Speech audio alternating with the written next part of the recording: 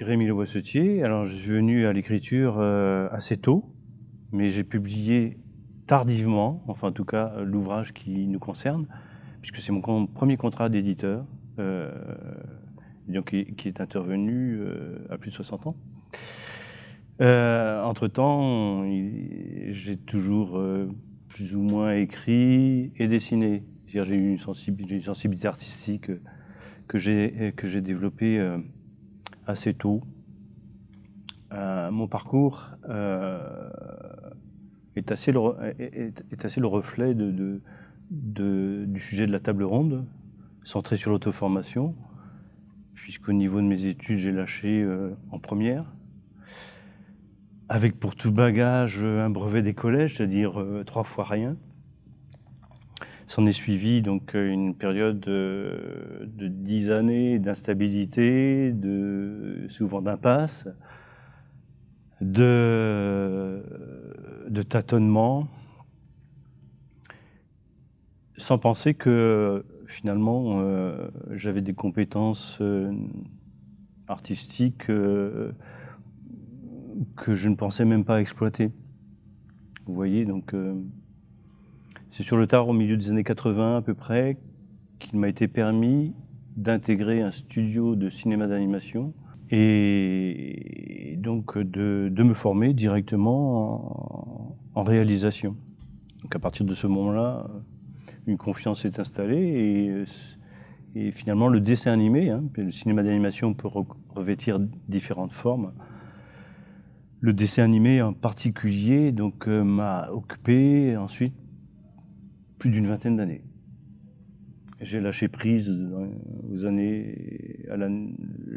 en 2009 très précisément, à un moment où de manière lucide j'ai lâché parce que la technologie prenait le pas et que aussi les écoles formant au métier de l'image se multipliaient. Et depuis je suis plus dans une phase de transmission des savoirs. Et je travaille comme intervenant culturel et artistique depuis voilà, une dizaine d'années.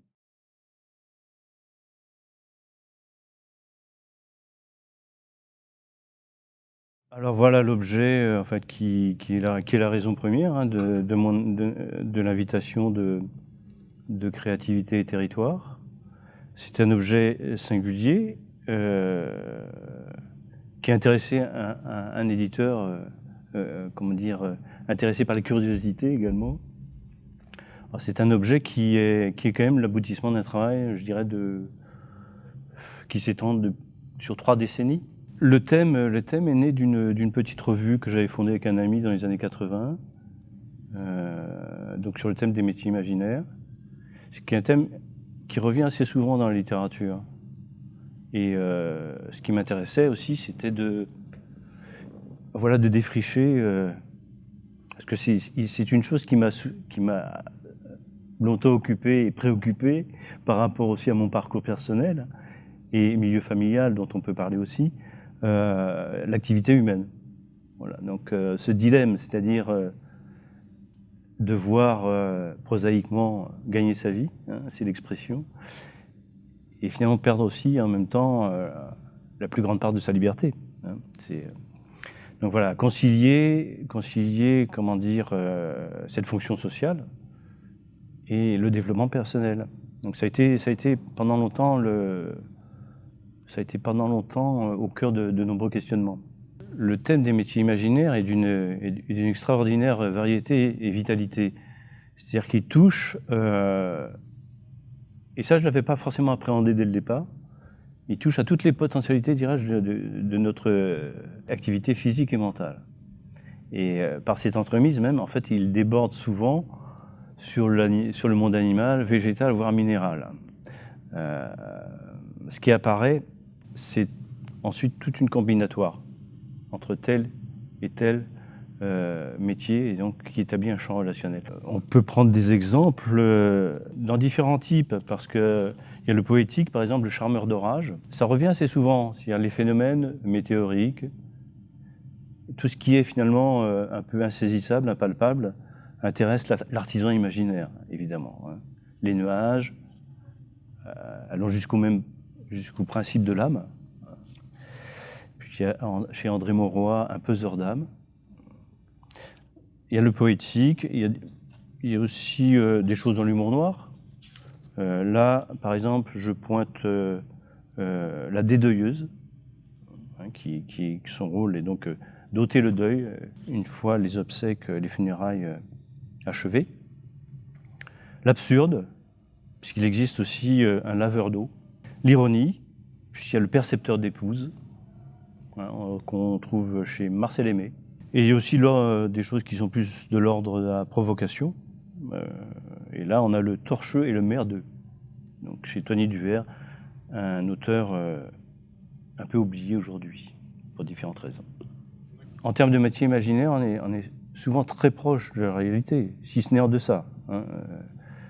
Et en fouillant un petit peu, on se dit qu'il y a des parallèles entre certaines professions qui sont dans le livre et la vie réelle.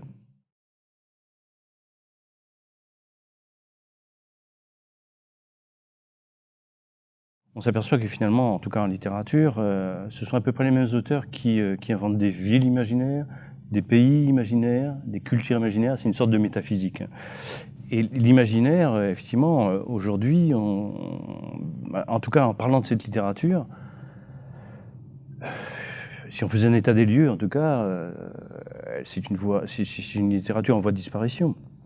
Hein, parce qu'aujourd'hui, on est vraiment un peu collé au réel, quoi.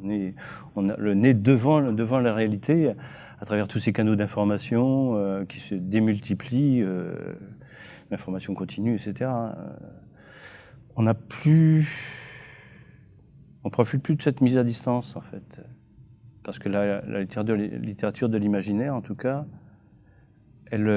c'est une littérature d'abord qui s'invente, qui se réinvente sans cesse, mais elle met à distance aussi. Et puis, il y a toujours une composante aussi qui est celle de l'ironie, de l'humour, voilà.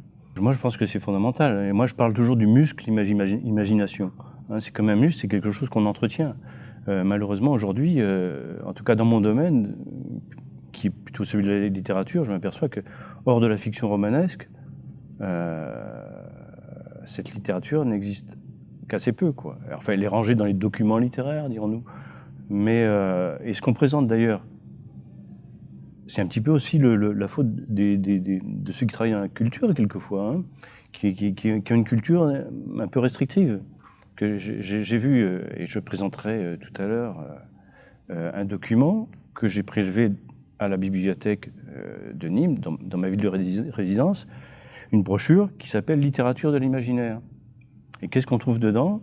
En fait, que des ouvrages de science-fiction. Alors voilà, c'est très restrictif. C'est-à-dire que littérature au pluriel, de l'imaginaire, mais ça ne touche pas qu'à la science-fiction. Voilà, donc c'est beaucoup plus large que ça.